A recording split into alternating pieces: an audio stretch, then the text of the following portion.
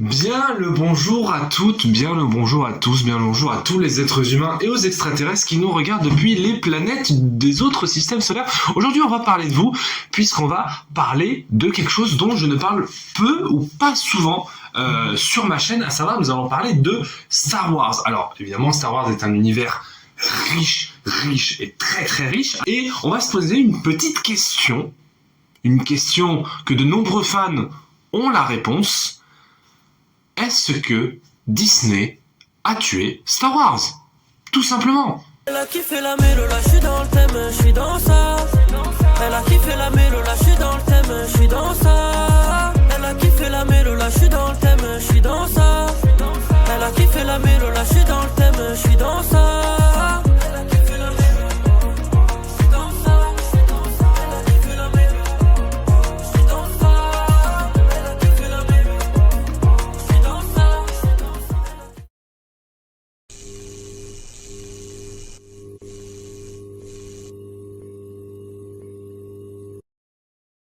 J'aime Star Wars.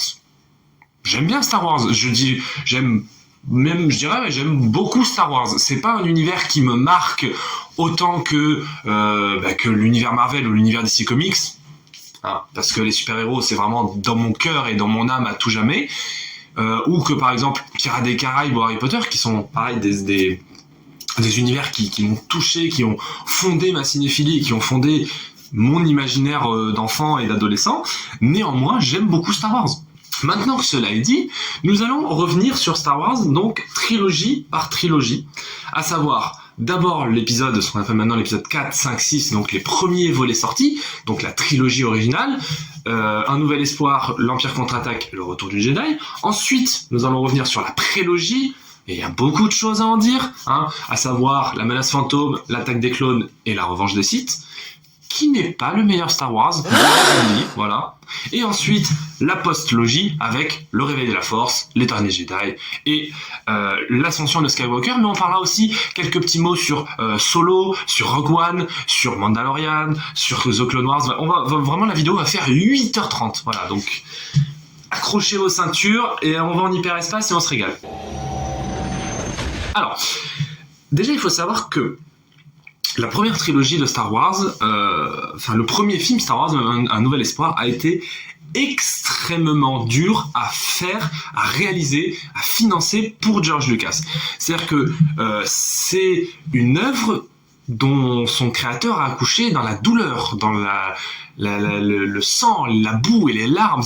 Personne ne voulait en fait de Star Wars. C'est-à-dire que même si George Lucas avait fait 2 films, notamment un avec Harrison Ford, à savoir American Graffiti et THX 1138, qui avait eu quand même de relatifs succès d'estime et même succès financier, mais à l'époque, dans les années 70, mais Star Wars, ça n'intéresse personne.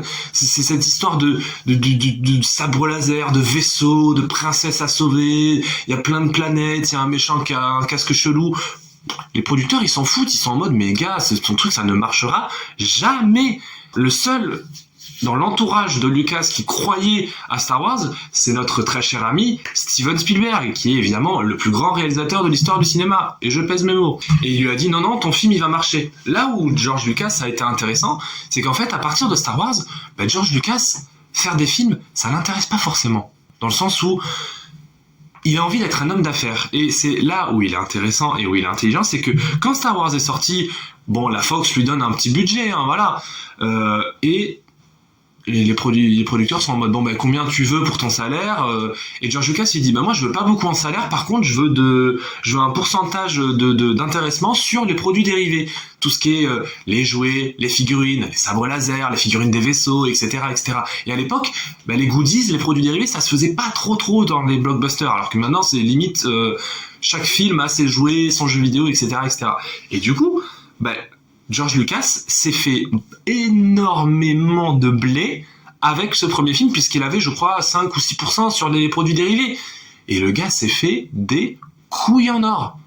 Et du coup, pour parler factuellement, cinématographiquement de ce film, Un Nouvel Espoir, le premier Star Wars, c'est pas un vrai bon film. Dans le sens où le scénario il est cousu de fil blanc, George Lucas il est quasiment jamais sur le plateau, donc les acteurs n'ont aucune idée de ce qu'ils doivent jouer. C'est le scénariste, c'est le directeur de la photo, c'est l'assistant réel, tout le monde essaie de diriger ce film, mais on sait pas où ça va parce que George Lucas il est avec son directeur d'effets spéciaux, il est avec les producteurs, il est au marketing, il est à la direction artistique, il essaye de... En fait il est tout sauf derrière la caméra. Du coup le film t'es en mode mais ça va être un four. Donc ouais, le scénario est ultra prévisible, les acteurs ça joue pas bien, enfin on ne sait pas où on va en fait.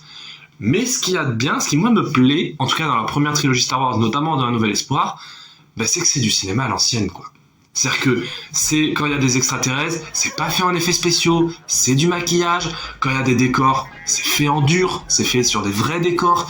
Et puis pareil, quand à l'époque on voit apparaître un énorme vaisseau spatial ou 2-3 vaisseaux spatials, mais c'est un truc de Zanzibar. Maintenant, mon film préféré, Avengers Endgame, à la bataille de fin, t'as 1,5 million d'aliens, 1,5 million de personnages, mais c'est que de la CGI, tu vois. Alors qu'à l'époque, quand t'avais une bataille, mais c'était exceptionnel, mais véritablement. Donc là, ce qu'il y a de bien aussi, c'est évidemment Dark Vador. Dark Vador iconisé dès sa première entrée. Qui est Dark Vador ? Pourquoi fait-il cela ? Pourquoi est-il méchant ? Pourquoi est-ce qu'il semble connaître Skywalker ? Pourquoi est-ce qu'il tue son maître ? Tout un tas de choses dont on ne sait pas pourquoi, on ne sait pas ce qui se passe. Évidemment, pourquoi Star Wars Un Nouvel Espoir a été un immense film et un succès retentissant. À l'époque, il fait, je crois, un peu plus de 400 millions au box-office, qui en fait, à l'époque, le film le plus rentable, enfin, c'est le film qui a le plus de succès au box-office. Parce qu'en fait, c'est un film qui a un univers riche. C'est-à-dire que, en fait, quand vous faites une suite de films ou quand vous voulez créer une saga, qu'est-ce qui est intéressant de mettre dans son premier film ? C'est de mettre des pistes. Tu vois ? C'est que, à la fin de Star Wars Un Nouvel Espoir, l'étoile de la mort est détruite, l'Empire semble avoir été détruit, sauf que, Dark Vador est toujours en vie, Luke Skywalker doit apprendre à devenir un Jedi, on a encore tout un tas de planètes à explorer, donc en fait, il y a plein de pistes. Et forcément, George Lucas, il est blindé. Qu'est-ce qu'il fait ? Il fait des produits dérivés, il fait des comics, c'est aussi le premier avènement des jeux vidéo, donc l'univers s'expanse, voilà. L'univers, il commence à s'éloigner de partout, il y a plein de choses dans l'univers Star Wars, et c'est ce qui donne ensuite l'Empire contre-attaque, qui est, à ce jour, le plus grand film Star Wars de l'histoire de Star Wars. Et je pèse mes mots. Pour quelle raison ? Parce que, Lucas, déjà, il ne réalise pas ce film. Celui qui réalise l'Empire contre-attaque s'appelle Irving Kershner, c'est le professeur de cinéma de George Lucas.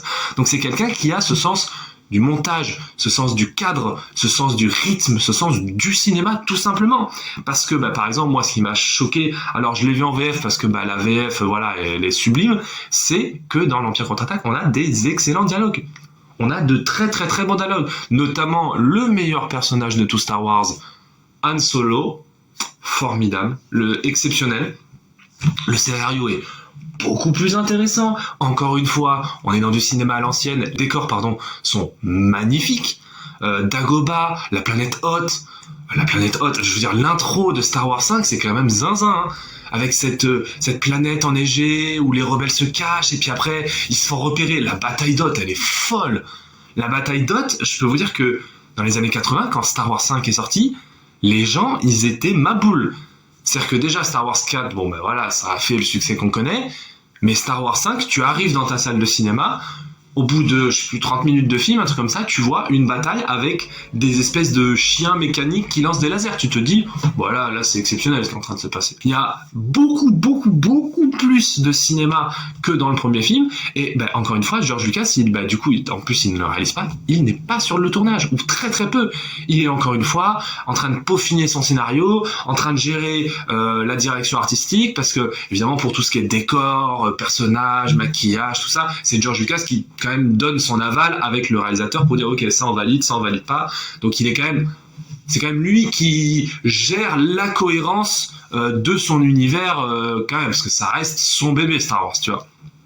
Mais encore une fois, t'as une productrice, t'as un producteur, t'as le marketing, t'as tout un tas de gens qui lui disent non mais faudrait peut-être plus faire ça parce que ça se vendrait plus en jouets. Et c'est ça en fait. George Lucas, ce qui l'intéresse, c'est pas forcément de faire du cinéma, c'est de vendre des jouets. En fait, du coup, il fait des designs et des scènes qui sont entre guillemets facilement marketables, pardon, dans le sens où toutes les scènes, on est capable d'en faire des jouets de fou. Les sabres laser, encore une fois, les vaisseaux, là il y en a 10 fois plus. Je crois que le budget il a doublé sur ce film, quelque chose à peu près comme ça. Donc c'est fou, c'est exceptionnel. Et là on arrive à la fin de l'Empire contre-attaque, qui est l'un des plus grands moments de cinéma de Star Wars, à savoir le fameux « Je suis ton père ». Aujourd'hui, on ne sait pas qui a eu cette idée du « Je suis ton père ». C'est-à-dire que à la base de la base, Dark Vador devait dire à Luke « Non, Obi-Wan a tué ton père ». Ce qui était évidemment une métaphore sur le fait que c'est Obi-Wan qui, malgré lui, a poussé Anakin du côté obscur. Et là, eh bien, personne ne sait. On ne sait pas si c'est Lucas qui a écrit cette ligne, on sait pas, alors on sait pas l'acteur qui a improvisé parce que ça aurait foutu un bordel monstre, on sait pas si c'est Irving Kershner, on sait pas si c'est le co-scénariste, on ne sait pas, on sait pas qui a donné cette ligne de dialogue qui a littéralement changer l'univers de Star Wars, parce que là on rentre dans un truc très psychologique, très freudien, très campbellien, à savoir le tuer le père parce que Luke est donc le fils de Dark Vador étant le mal absolu. Encore une fois, je parlais de cinéma tout à l'heure, mais alors le combat au sabre laser dans la Cité des Nuages à la fin de l'Empire contre-attaque, pour moi c'est top 3 des meilleurs combats de sabre laser de Star Wars, vraiment. C'est fou, c'est exceptionnel en termes de tension, de dramaturgie, de cadrage, de mise en scène, c'est formidable ce qui se passe. En termes de photographie également, parce qu'on est un peu dans la pénombre, on n'a pas trop de lumière et on a juste ces jeux de lumière avec les sabres, c'est formidable. Pour moi c'est vraiment les poils, mais à chaque fois les émotions. Et donc là on arrive au retour du Jedi, où là c'est un peu Lucas qui fait n'importe quoi. Qu'est-ce qui se passe dans ce film ? Donc là, le réalisateur, c'est toujours pas George Lucas, il a pris un espèce de réalisateur de seconde zone qui s'appelle Richard Marquand, ce qu'on appelle affectueusement à Hollywood un yes man, c'est-à-dire que c'est un gars qui prend son chèque, qui dirige les acteurs, est devant la caméra, mais par contre, c'est le producteur qui lui dit quoi faire. Il lui dit ouais, tu filmes ça comme ça, tu fais ça comme ça, donc on peut aisément dire que Le Retour du Jedi est un film de George Lucas, concrètement. Il y a encore moins de cinéma que dans les deux premiers. Genre vraiment, il n'y a pas un plan où je me suis dit « Ah, pas mal !» Il n'y a pas un plan de beau. Les effets spéciaux, là, on passe à... Parce que là, il y a des énormes batailles de vaisseaux spatiaux, donc les fans étaient comme un dingue. Les effets spéciaux sont fous. Il y a la bataille de fin, il y a genre 25 vaisseaux contre l'étoile noire, c'est un truc de zinzin. Les dialogues... c'est de moins en moins bien écrit et de moins en moins bien interprété. La nouvelle étoile de la mort ? Sérieusement ? Dans le premier Star Wars, ils détruisent l'étoile de la mort. Ou l'étoile noire, ça dépend comment tu l'appelles. Et dans Star Wars 6, ils reconstruisent une nouvelle étoile de la mort, plus grosse, plus puissante, capable de viser plusieurs planètes en même temps. Sauf qu'en fait, elle est protégée par un bouclier qui a lieu, et le bouclier est activé sur une autre planète. Bon, un petit peu tiré par les cheveux cette histoire. Personnellement, moi je suis en mode, non. Non, je trouve ça con. Honnêtement, je trouve ça con, vraiment. Et puis alors là, on nous présente, on l'avait déjà présenté dans l'Empire contre-attaque, Palpatine. Palpatine, le chef des Sith, le fondateur de l'Empire, le maître de Dark Vador, celui qui est au-dessus de lui, donc véritablement le mal absolu, parce que on sent dans ce film que Dark Vador aurait envie de revenir du côté des Jedi, parce qu'il est incapable de tuer son fils, et Luke est incapable de tuer son père, donc il y a cette dualité qui est intéressante. Palpatine, il est grave mystérieux, il est dans sa capuche, on le voit pas trop, il fait des phrases bizarres en mode oui, l'Empire, gna. On se dit putain, mais incroyable ce méchant culte du cinéma, très bien interprété. Il est tué en 2 secondes. Genre sérieusement, les gars, Genre, on a un très beau combat au sabre laser, qui est peut-être pour moi le meilleur moment du film. Pourquoi détruire l'empereur ? Il y avait moyen de faire un méchant de cinéma absolument culte et de le tuer à la fin, mais dans ce cas-là, tu le montres plus. Là, l'empereur, il a tout pété 3 lignes de dialogue, genre. Je trouve ça dommage de finir comme ça sur un film qui a pas de cinéma, qui a pas de dialogue, qui a un film qui a pas de vie, ça se finit trop facilement, trop aisément, trop... Tu vois, je trouve ça dommage. On va passer donc à la prélogie Star Wars. Il y a beaucoup de choses à dire.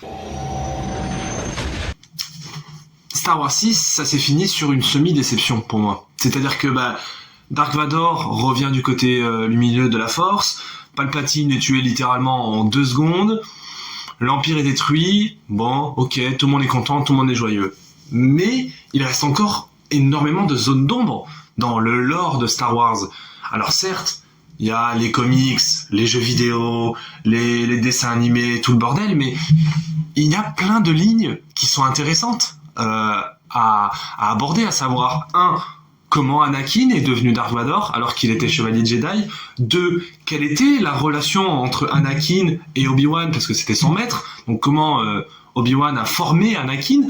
3. Comment Palpatine est devenu cet empereur, ce seigneur Sith et a réussi à créer l'Empire galactique. Et c'est ce qui se passe dans la prélogie. Et honnêtement, la prélogie, c'est George Lucas en roue libre totale. Mais en roue libre totale.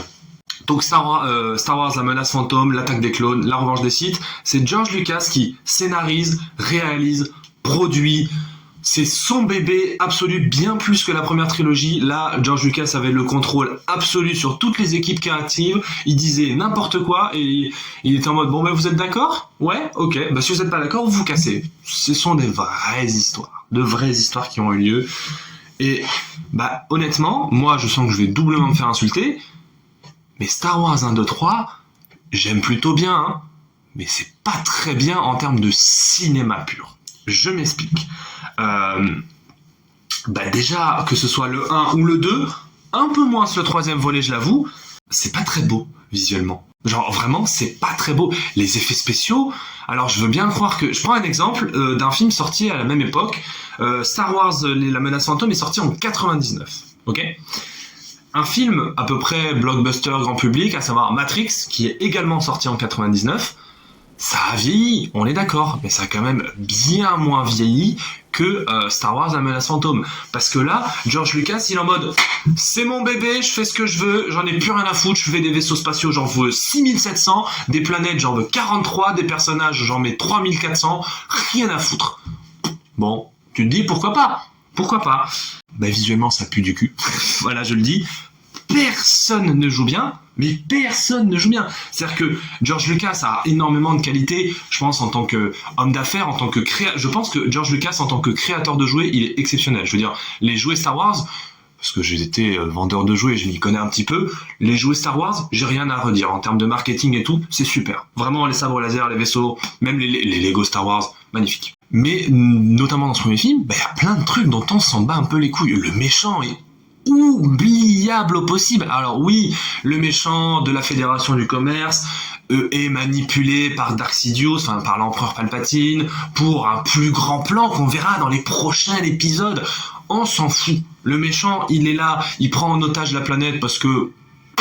pourquoi pas ? Parce que, ok, soit. Il veut la guerre parce que... pourquoi pas ? Et puis alors, la bataille de fin... la bataille de fin là avec les Gum-Gum, mais qu'est-ce que c'est moche dans cette espèce de plaine de Windows XP 98. C'est pas beau visuellement, je suis désolé. Je veux dire, et puis alors le personnage de Jar Jar est insupportable. Genre véritablement, j'ai revu La Menace Fantôme, on efface le personnage de Jar Jar, le film est pareil. Hein. Et même le film est mieux, le film est largement mieux.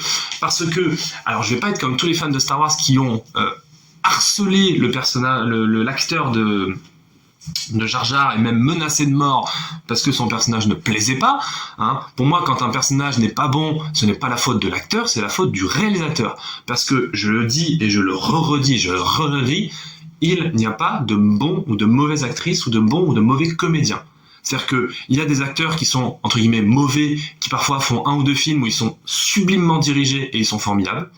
Et à contrario, il y a des films où des acteurs d'habitude sont excellents, et ben là ils sont mauvais. Exemple, Leonardo DiCaprio dans le dernier Scorsese. C'est l'un des plus grands acteurs du siècle, et pourtant dans le dernier Scorsese, il est pas bon. Voilà, je le dis. Bref, on s'éloigne. Donc la menace fantôme, voilà, c'est pas intéressant. Le personnage de Liam Neeson, il a aucune consistance scénaristique. C'est-à-dire que, ouais, c'est le maître de Obi-Wan, il est un peu sage et en même temps, il est pas totalement, je sais pas, il est un peu éloigné des Jedi. C'est pas un Jedi ordinaire. Il est un peu rock and roll, tu vois. Ça se voit pas. Honnêtement, je pense que ça se voit beaucoup plus dans les comics ou dans les jeux vidéo. Là, rien à voir. Encore une fois, pauvre acteur, l'acteur Jake Lloyd qui joue Anakin jeune, il ne joue pas bien. Ce pauvre garçon a joué dans un Star Wars quand il avait 12 ans. Ouais, il avait, je crois, 11 ou 12 ans. Tout l'internet, toute la planète s'est foutue de sa gueule parce qu'il jouait mal. Et ce pauvre acteur a été, du coup, en hôpital psychiatrique parce que ça lui a développé une schizophrénie paranoïaque. Parce que tu joues dans un Star Wars en mode putain, let's go, je suis dans un Star Wars. Tout le monde te dit putain, cet acteur il pue la merde, il devrait arrêter de jouer. Bon, bah t'as envie de te flinguer concrètement. Voilà, donc encore une fois, la communauté Star Wars, calmez vos slips. Voilà. Un acteur ou une actrice joue pas bien, ou le personnage ne vous plaît pas, stop, vous dites ok, ça me plaît pas. Enfin, vous allez pas harceler de mort l'acteur. Faut se détendre. Vraiment, la menace fantôme, j'ai pas grand chose à en dire. C'est pas beau, c'est pas intéressant. John Williams, la musique est super, mais parce que John Williams, tu pourrais me filmer un lave-vaisselle qui sauve, ou que il serait capable de te faire une musique de Zanzibar, donc c'est formidable. Ensuite, on passe 10 ans plus tard, enfin, dans le lore de Star Wars, hein, 10 ans plus tard, à l'attaque des clones.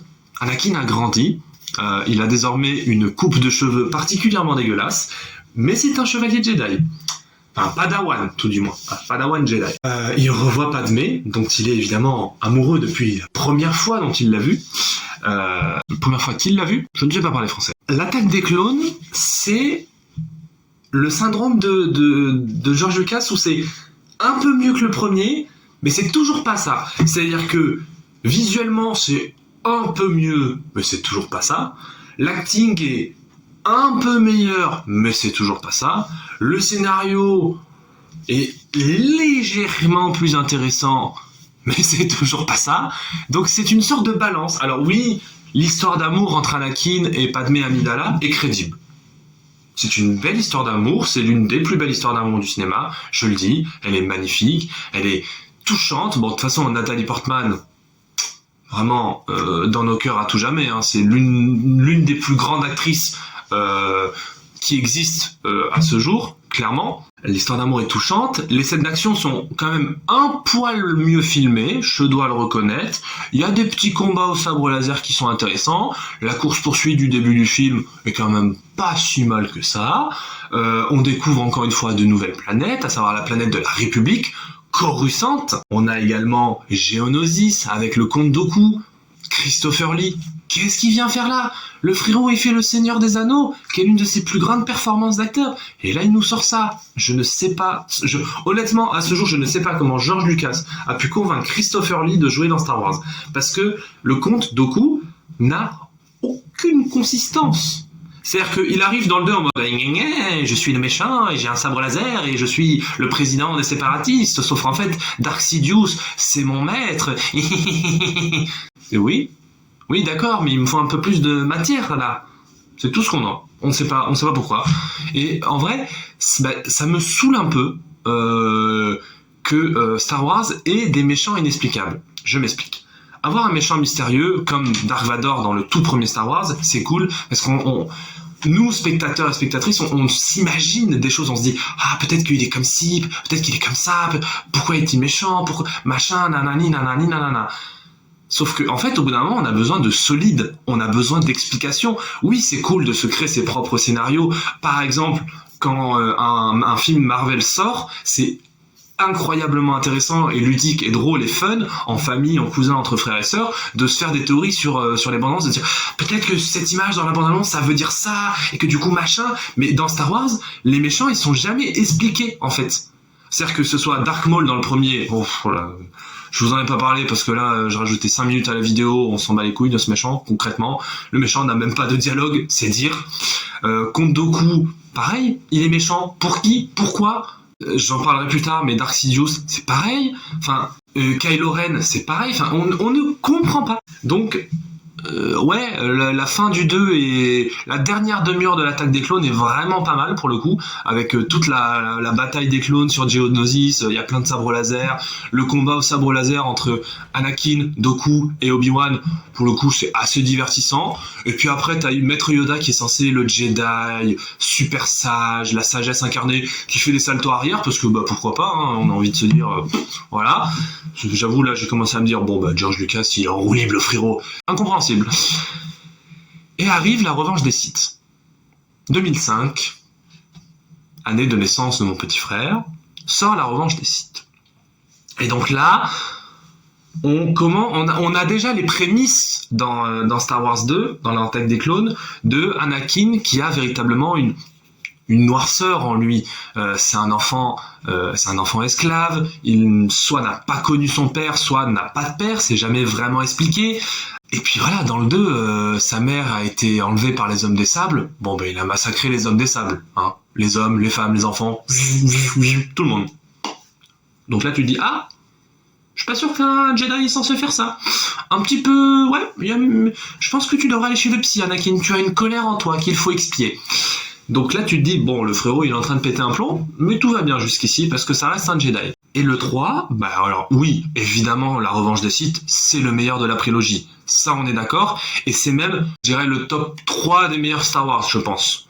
Voilà. Et il est pas premier, je vous assure. C'est beau. Visuellement, c'est beau. Alors, encore une fois, il y a pas mal de plans, pas mal d'effets spéciaux qui sont un peu cracra-bouda. Mais George Lucas a travaillé un peu mieux ses effets spéciaux. Ça, je dois le reconnaître. Et son scénario se tient. Honnêtement, ça se tient.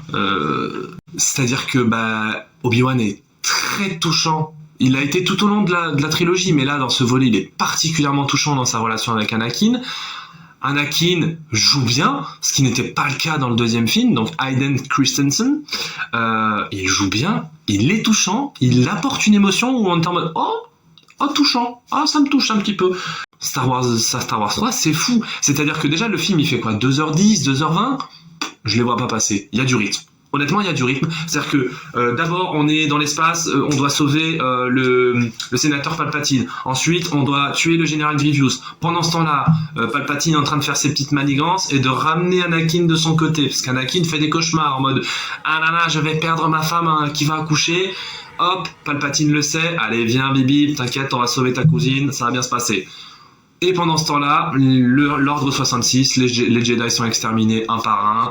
Il ne reste que Obi-Wan et que Yoda. Enfin bref, dans le lore de Star Wars, il en reste beaucoup plus, mais voilà.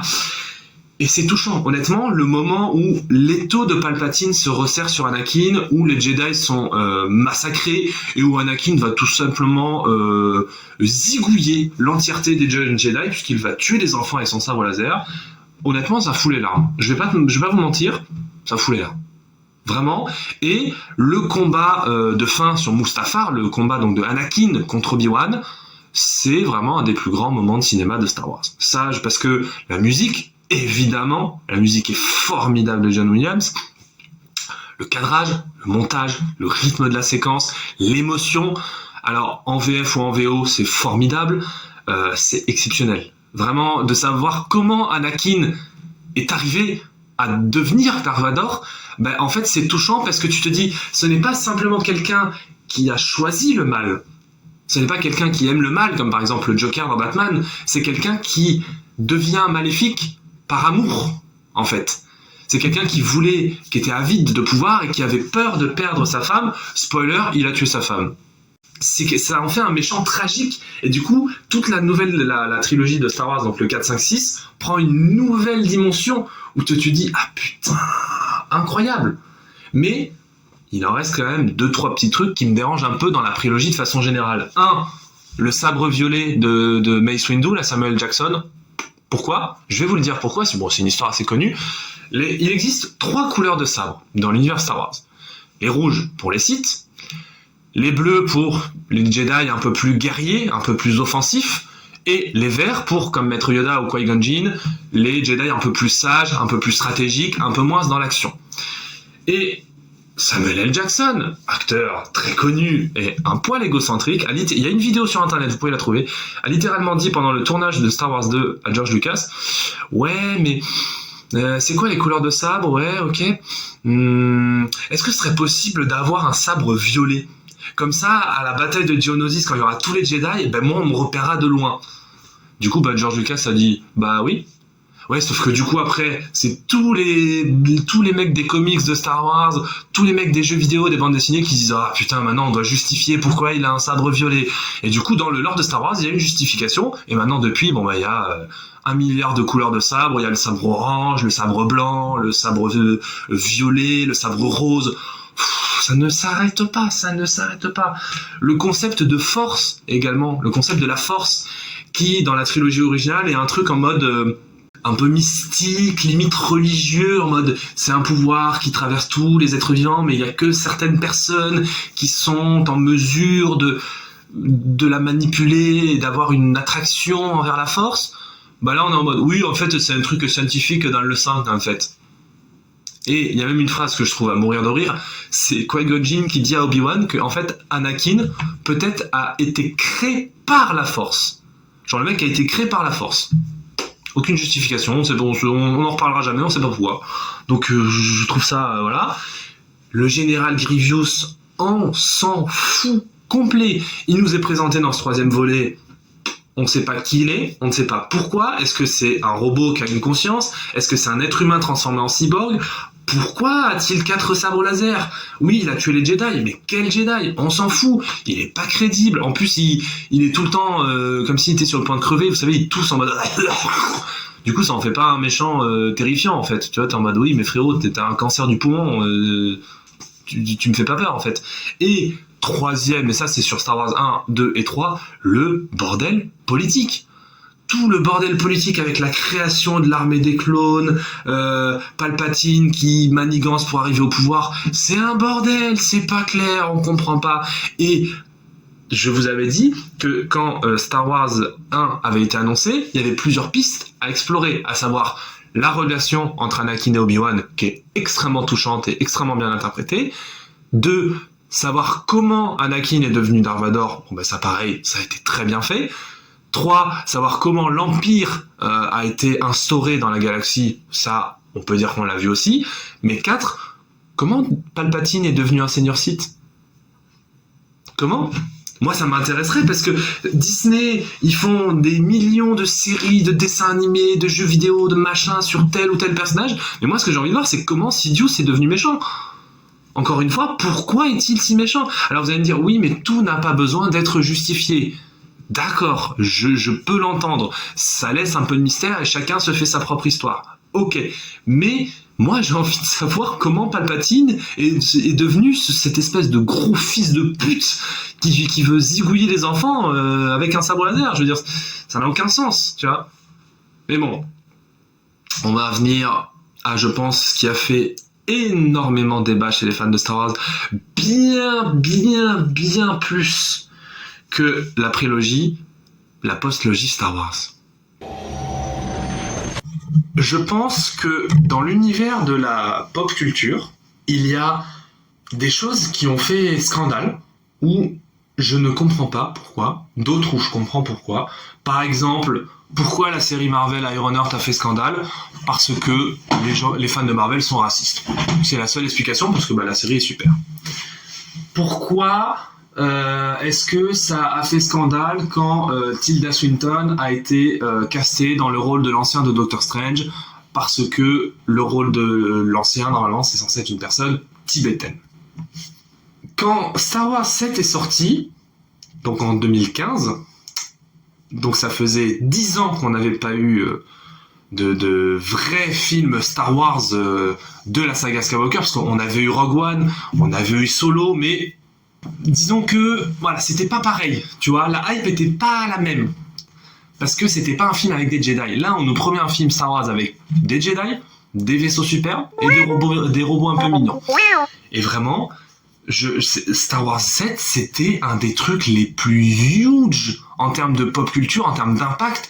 La bande-annonce, elle avait été vue des millions de fois. Tout le monde était comme un dingue. Moi, j'y avais été avec un de mes potes à l'époque. Les gens étaient déguisés alors que j'étais dans le Gers, hein. Genre, j'étais dans le Gers, les gens étaient à Auch, étaient déguisés dans la salle. Ils avaient leur sabre laser, puis c'était Zanzibar. Ça, c'est l'ambiance que j'aime. Et pourtant, paradoxalement, Star Wars, le réveil de la Force, c'est l'un des trucs les plus controversés de l'histoire de Star Wars. Moi, personnellement, j'aime bien cette trilogie. Je dirais même que je la préfère à la prélogie. Je trouve que c'est les Star Wars qui sont les mieux mises en scène, concrètement. On peut dire ce qu'on veut de Rian Johnson et de J.J. Abrams. J.J. Abrams a fait le 7 et le 9. Rian Johnson a fait Star Wars 8. Voilà, pour vous saviez. En vrai, c'est magnifique. Alors oui, la réponse facile, c'est de se dire oui, enfin c'est Disney, donc il y a du budget. Oui, d'accord. Mais c'est un peu plus compliqué que ça. Là, il y a au-delà des effets spéciaux qui sont sublimes, il y a des idées visuelles, de cadrage, de montage, de réalisation, où tu dis, putain là, ok, il filme comme ça, ok, c'est intéressant. Le gros griffe que j'ai contre ce film, c'est qu'en fait, c'est un copier-coller de la première trilogie. C'est-à-dire que Star Wars 4, qu'est-ce que c'est ? C'est une personne prise en chasse par des méchants et du coup elle cache des informations cruciales dans son droïde qui arrive sur une planète désertique. Ce droïde rencontre une personne sensible à la force et cette personne avait envie de partir de sa planète pour vivre des aventures parce qu'elle connaît pas ses parents et qu'elle a envie de liberté, et elle finit par se retrouver dans une énorme aventure. Ça finit par devenir une Jedi. Dans le deuxième volet, cette personne finit par aider la résistance, mais tout en s'entraînant avec un grand maître Jedi sur une planète marécageuse, aquatique un petit peu. Et ensuite, dans le dernier volet, le méchant redevient gentil et l'empereur finit par crever. En fait, ça, c'est la même. C'est-à-dire que la base du scénario de Star Wars 4, Star Wars 7, Star Wars 8, Star Wars 5 et Star Wars 6 et Star Wars 9, c'est la même base. Scénaristiquement, c'est la même base. Et c'est ok. C'est juste, c'est pas très original.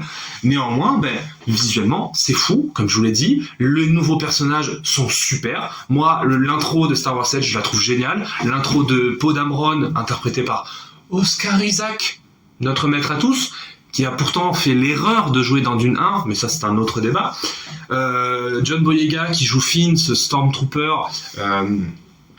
qui est ce soldat du Premier Ordre qui finit par se rebeller et par devenir un résistant. Rey qui est très touchante, qui est extrêmement une bonne actrice aussi, Daisy Ridley.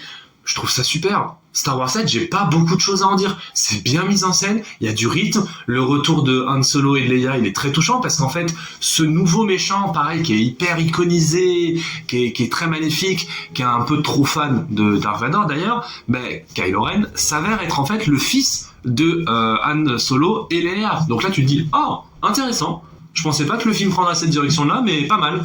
Et c'est surtout que Kylo Ren finit par tuer Han Solo à la fin de Star Wars 7. Donc là, tu dis, oh, plot twist. Je m'y attendais pas. Donc, pas mal. Le scénario, même si la base est la même, il prend des petites différences qui sont, je trouve, quand même assez cool. En vrai de vrai. Premier degré, assez sympathique. Star Wars 8, c'est pareil. Star Wars 8, l'actrice Kelly Marie Tran, qui joue le personnage secondaire de Rose, a été menacée de mort et a dû supprimer ses réseaux sociaux parce que les gens ont détesté son personnage, alors que c'est un des meilleurs personnages du film, évidemment, ça c'est logique. Et puis ouais, Star Wars 8, il est super. Il y a une vraie mise en tension, c'est-à-dire que Star Wars 8, qu'est-ce que ça parle ? Ça parle que la résistance fuit dans leur vaisseau, parce qu'ils sont traqués par le Premier Ordre après avoir détruit la base Starkiller. Ok. Le Premier Ordre a une machine qui permet de traquer les vaisseaux même quand ils sont en vitesse lumière. Donc, qu'est-ce qu'ils font ? Le vaisseau de la résistance avance légèrement pour ne pas se faire tirer dessus. Pendant qu'ils essaient de chercher une solution, Rey est en train de s'entraîner auprès de Luke Skywalker, qui n'a plus envie d'être un Jedi, parce qu'il a l'impression d'avoir failli auprès de Ben Solo, donc le fils de Han et Leia, parce que c'était lui son maître. Et pendant ce temps-là, Finn et Rose essayent de trouver une solution pour détruire le destroyer du premier ordre, en tout cas pour les empêcher de les traquer. Et ça se finit sur une planète, la planète de sel, où il y a une très très bonne mise en scène d'ailleurs, où les décors sont magnifiques, où le premier ordre essaye de détruire tout ce qui reste de la résistance, donc limite vraiment 60 personnes quoi, alors qu'avant c'était une armée. Et il y a une tension dans ce film, c'est-à-dire que il y a un rythme où tout est très chronométré. Tu te dis putain là, à tout moment la résistance c'est fini quoi. Et en même temps Rey qui arrive à la fin avec le Faucon Millenium, le combat Ben Solo, enfin Kylo Ren contre Luke Skywalker, un niveau d'aura mais exceptionnel. Encore une fois, on peut dire ce qu'on veut de Rian Johnson, mais c'est un mec qui sait faire vivre des émotions, et c'est un mec qui sait cadrer, c'est un mec qui sait faire des plans, il sait faire des images de cinéma. Voilà. Et Star Wars, les derniers Jedi, bah, c'est super. Vraiment, je comprends pas la haine autour de ce film. Vraiment, c'est incompréhensible. Incompréhensible. Donc la fin, avec ce message d'espoir sur la résistance, que combien même on détruit la résistance, il y aura toujours quelqu'un pour s'opposer à la haine, s'opposer au totalitarisme. Discours qui est d'ailleurs très d'actualité, parce que j'en ai pas parlé, mais contrairement à ce que disent les fans de Star Wars est quand même une œuvre éminemment politique, surtout de nos jours avec ce qui se passe dans notre belle planète bleue. Et ensuite arrive l'ascension de Skywalker. Et là je comprends pas.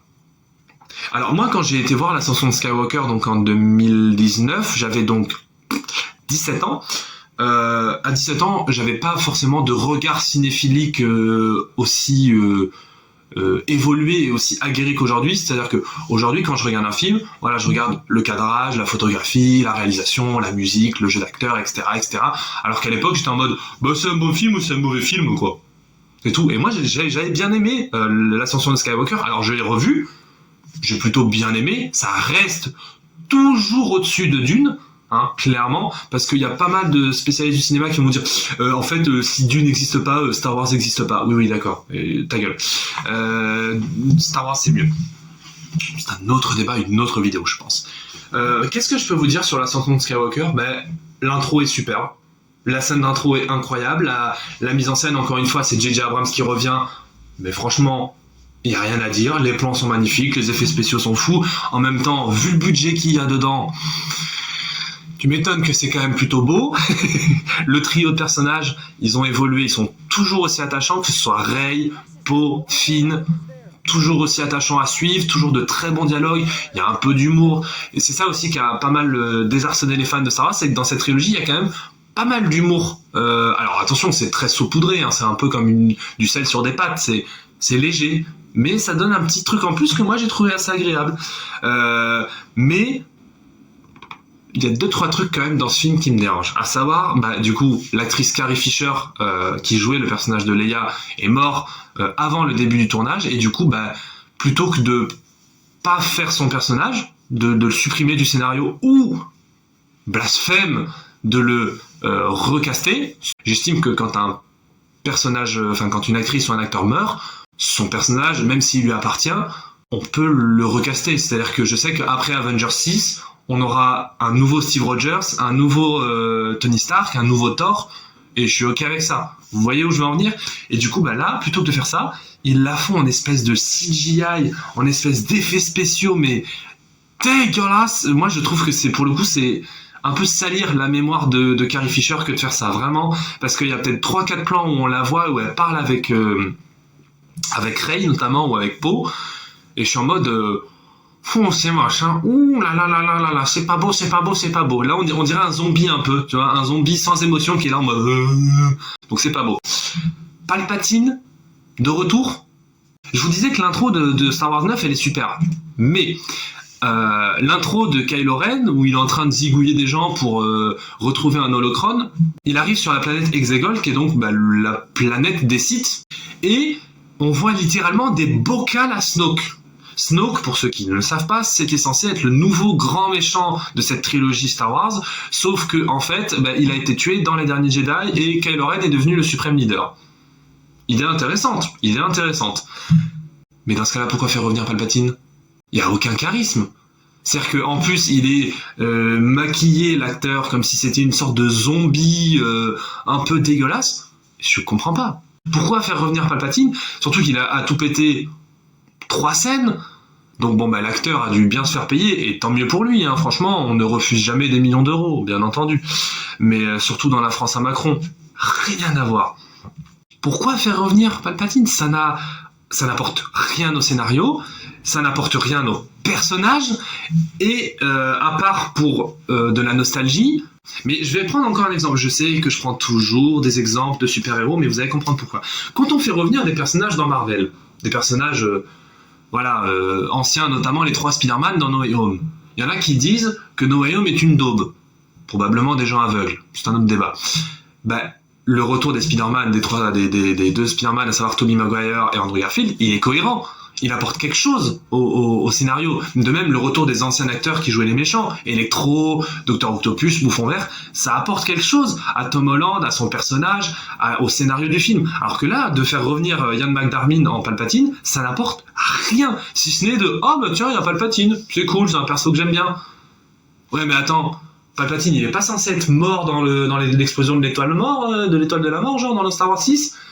Ah oui, mais non, parce qu'en fait, il s'est cloné. Ah bah ouais, mais dans ce cas-là, il est immortel, et dès qu'on le tue, il y en a toujours un nouveau qui arrive. C'est nul. Moi, déjà, en termes de cinéma, le concept des clones, ça me fait chier. Vraiment, je trouve ça nul, parce qu'en mode, tu tues quelqu'un, ah bah non, au final, il revient, mais c'est un clone. Oh non, merde, vraiment merde. Le truc direct, c'est que Kylo Ren, il perd toute son aura, en fait. Là où ça aurait été intéressant, et où Kylo Ren, moi, c'est un personnage que je défends, c'est que c'est un perso colérique, très mystérieux, on sait juste que c'est le fils de Han et de Leia. Dans Star Wars 8, on sait que il était en train de sombrer du côté obscur, et que d'une certaine façon, c'est Luke qui l'a poussé du côté obscur, parce qu'il a il a voulu le tuer, même s'il ne l'a pas fait, attention, et que du coup Ben a eu peur. De la même façon que Obi-Wan a poussé Anakin du côté obscur, d'une certaine façon, encore une fois. Mais du coup, d'avoir tué Snoke dans Star Wars 8, tu dis, voilà, là, il devient ce qu'il avait envie, à savoir le suprême leader, le chef de tout l'Empire galactique, le chef absolu, la figure de maléfique, quoi, la figure maléfique majeure. Et là, on se dit, et en fait, non, parce qu'il y a encore au-dessus de lui, il y a l'empereur. Du coup, le personnage perd toute consistance, et à la moitié du film, il redevient gentil. Et là encore, genre, il redevient gentil, pour de vrai. Ça aurait été encore plus intéressant de le tuer en méchant. Dans Star Wars 9, à un moment donné, on est sur une planète, alors j'ai plus le nom de la planète, malheureusement, une planète maritime, une planète aquatique. Il y a de l'eau, on est en Bretagne, concrètement. On est en Bretagne. Il y a un combat au sabre laser entre Kylo Ren et Rey, qui est l'un des meilleurs combats au sabre laser de la post-logie, clairement. Il est impeccablement chorégraphié, le décor est beau, il y a une vraie tension, et Rey finit par le tuer. Et là tu te dis, cool, elle le tue, ok, fin, comme ça elle va aller tuer Palpatine, et on va avoir un vrai combat épique, formidable. Non, elle le soigne par la force, parce que voilà, le scénario il fait des loopings, on en a plus rien à foutre, hein. Elle, avec la force, elle soigne ses blessures, elle le fait revivre, et elle s'enfuit. Et pourquoi faire ? Quel intérêt de faire ça ? On ne comprend pas. Et là, on a un petit caméo d'Han Solo qui fait « Allez fils, reviens du côté des Jedi et va péter la gueule de Palpatine, tu es un gentil. » Et lui il est en mode « Oui, je suis un gentil. » Et en plus, il finit par mourir à la fin, après avoir embrassé Rey. Ça n'a aucun sens. Donc oui, la mise en scène est superbe, les acteurs sont très très attachants, ça joue bien, mais le scénario, on comprend pas, hein. On comprend pas pourquoi. Pareil, à un moment donné, elle est dans la carcasse de l'étoile de la mort, Rey, et elle a un cauchemar où elle est devenue un Sith. Parce qu'elle a toujours été très attirée du côté obscur, on le voit beaucoup dans Star Wars 8. C'est tout. Il y a pas de suite. Vraiment, on comprend pas en fait ce qui se passe, et je trouve ça dommage, tu vois. Et pareil, à la fin, du coup, elle part combattre Palpatine, et Palpatine, il est dans une espèce d'arène, en fait, sur un trône, et tout autour de lui, il y a des espèces de fanatiques de Sith. Mais ça aurait été intéressant d'exploiter cette voie, de se dire, ok, donc il y a des centaines de milliers de personnes qui sont fanatiques au Sith, et qui sont capables d'être attirées par le mal. Pourquoi ? Je ne comprends pas, c'est ça que, tu vois, je trouve ça dommage. Donc Star Wars 9, c'est bien mieux que la prélogie Star Wars. Ça reste mieux que Dune quand même, faut pas déconner. Mais c'est pas non plus... voilà. Maintenant, après, Disney, qu'est-ce qu'ils ont fait ? Bon, ils ont fait la post-logie Star Wars, ils ont fait Star Wars 7, 8, 9, ils ont fait le film solo Star Wars Story, parce que ils ont racheté Lucasfilm, donc les droits d'exploitation de tout l'univers Star Wars, les goodies, les jeux vidéo, les jouets, tout ça, à George Lucas pour 4 milliards. Est-ce que Disney a tué Star Wars ? Eh bien, la réponse est non. Malgré tout ce que j'ai pu vous dire sur la post-logie, Disney n'a pas tué Star Wars, bien au contraire. En fait, ce qui est complexe, c'est que, par exemple, Solo, c'est pas un très bon film. C'est pas un très bon film. Faire les origines de Han Solo, ça aurait pu être intéressant, à savoir un mec qui a pas de famille, encore une fois, qui devient contrebandier, mais qui a quand même toujours eu un bon fond. Voilà, c'est intéressant. Mais bon, le casting, voilà. Alden Ehrenreich, moi j'ai toujours cru que c'était un mauvais acteur, alors que en fait c'était juste à cause de Solo que je pensais ça. Rogue One,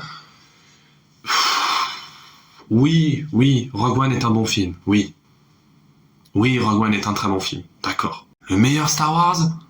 Calmez-vous. En fait, le problème de Gareth Edwards, que ce soit sur Star Wars, sur Jurassic Park, Jurassic World, c'est qu'en fait, c'est un mec qui a toujours eu des scénarios un peu bancal entre les mains. C'est-à-dire que c'est un mec qui sait faire des images de cinéma, qui sait diriger ses acteurs, qui sait créer des cadres, qui sait créer des images, mais son scénario est un petit peu bancal. C'est-à-dire que Rogue One, oui, ça reste un bon film, ça reste bien tenu en termes de mise en scène, les persos sont quand même plutôt attachants, effectivement. De là à dire que c'est le meilleur Star Wars, faut peut-être penser à se calmer, fion, tu vois. Et ensuite, les séries Star Wars. Alors, je vais pas parler de The Clone Wars ou de l'autre série animée, je crois que ça s'appelle The Clone Wars aussi, de Genndy Tartakovsky, parce que ça c'était avant le rachat de Disney. Néanmoins, sous Disney on a eu quoi ? On a eu Mandalorian. Mandalorian est la meilleure série Star Wars de tous les temps, on est tous d'accord là-dessus. Mais parce que elle se permet d'explorer l'univers sans forcément avoir de fil rouge. C'est-à-dire que oui, il y a le pseudo fil rouge de faut protéger Grogu, on sait pas qui c'est Grogu, on sait pas, le bébé Yoda là, il s'appelle Grogu. On sait pas d'où il vient, on sait pas pourquoi il ressemble à Yoda, on ne comprend pas pourquoi, mais Pedro Pascal, on explore l'origine et l'univers des chasseurs de primes mandaloriens, avec Mandalore notamment, le sabre noir, il y a toujours l'Empire, voilà. En fait, chaque épisode raconte une histoire différente, tout en ayant son fil rouge, mais voilà, je suis désolé, Mandalorian, c'est super bien filmé, c'est hyper bien interprété, c'est parfois poétique, un peu contemplatif, mais pas chiant comme Dune, donc c'est super, The Mandalorian. Même si le film Mandalorian et Grogu, je comprends pas pourquoi ils le font, pourquoi pas, j'ai hâte de voir, j'irai le voir sans aucun problème. Ensuite, il y a eu quoi ? Il y a eu un nombre de séries Star Wars, mais c'est affligeant. On a eu Star Wars Vision, on a eu Star Wars The Acolyte, série que tout le monde a oublié. J'ai regardé 2 épisodes, je me suis rarement fait chier dans ma vie, et pourtant j'ai été voir les deux films Dune au cinéma. Obi-Wan, alors Obi-Wan c'est intéressant, parce qu'en fait, elle part d'un postulat de base assez... je dirais pas chiant, mais assez inintéressant, c'est-à-dire que qu'est-ce qu'a fait Obi-Wan entre l'épisode 3 et l'épisode 4 ? Il était sur Tatooine, il surveillait Luke, tout simplement, et on n'a pas besoin de savoir plus. Alors oui, mais en fait non, parce que en fait il a été aussi protégé la sœur de Luke, Leia, il a vécu tout un tas d'aventures, et même il s'est rebattu contre Dark Vador.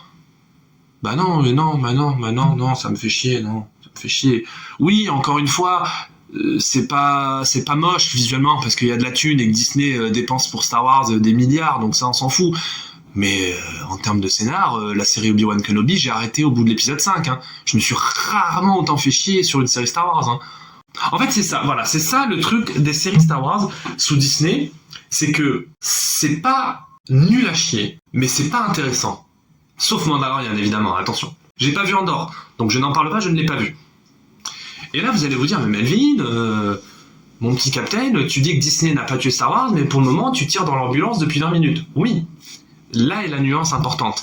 C'est que, en fait, avant, Star Wars, que ce soit le 4, 5, 6 ou le 1, 2, 3, c'était un bordel. C'était un bordel narratif, c'était un bordel de scénario, un bordel visuel, c'était dégueulasse. En termes d'acting, on savait pas où on allait.